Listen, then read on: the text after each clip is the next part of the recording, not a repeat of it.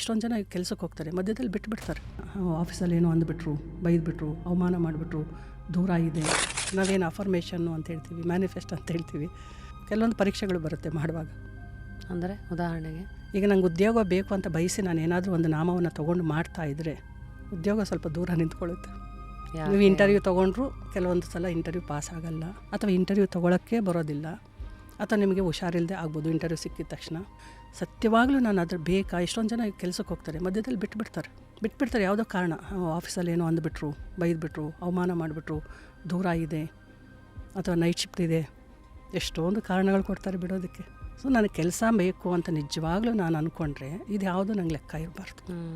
ಅಮ್ಮ ಕೊಡ್ತಾರೆ, ಬೇಕು ಅಂತ ಬಯಸಿದ್ರೆ ನೀ ಕೊಟ್ಟಾಗಲೂ ಇದೆಲ್ಲ ಮಾಡ್ತೀಯ ಅಂತಂದರೆ ಅದೇನಾಯಿತು? ಅಪಚಾರ ಆಯಿತಲ್ಲ. ಅಮ್ಮ ಕೊಡೋಕೆ ರೆಡಿ ಇದೆ. ಅದಕ್ಕಿಂತ ಮುಂಚೆನೇ ಪರೀಕ್ಷೆಗಳು ಬರುತ್ತೆ. ಮನೇಲಿರೋರು ಬೈತಾರೆ, ಓ ನೀನೇನು ಮಾಡಿಬಿಟ್ಟು ಇವಾಗ ದೇವ್ರ ನಾಮ ಮಾಡಿಬಿಟ್ರೆ ನಿಂಗೆ ಕೆಲಸ ಸಿಕ್ಬಿಡುತ್ತಾ? ಕೆಲಸ ಸಿಗಲ್ಲ ಇವ್ರಿಗೆ, ಅವಾಗ ಸಿಕ್ಕಿರಲ್ಲ, ಇನ್ನೊಂದು ಸ್ವಲ್ಪ ಲೇಟ್ ಆಗ್ತದೆ. ನಾನು ಏನು ಮಾಡಿ ಏನು ಪ್ರಯೋಜನ, ಅವ್ರು ಹೇಳ್ತಾ ಇರೋದು ಕರೆಕ್ಟು ಅಂತ ಅನ್ಕೊಂಡ್ಬಿಡ್ತಾರೆ, ನಿಲ್ಲಿಸ್ಬಿಡ್ತಾರೆ.